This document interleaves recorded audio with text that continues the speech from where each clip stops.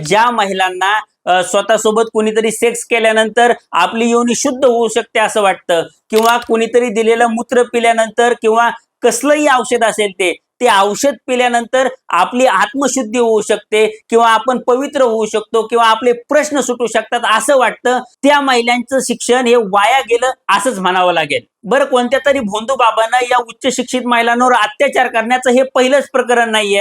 म्हणजे तुम्हाला आठवत असेल की आसाराम बापू असेल, राम रहीम असेल, किंवा आसारामचा मुलगा नारायण साई असेल, नित्यानंद महाराज असेल, या सगळ्या भोंदू बाबांनी सुद्धा हाच पॅटर्न वापरलाय. म्हणजे यातल्या बहुतांश बाबांनी, म्हणजे आसाराम सारख्या बाबांनी सुद्धा मी कृष्णाचा अवतार आहे असं म्हणूनच महिलांवर अत्याचार केले.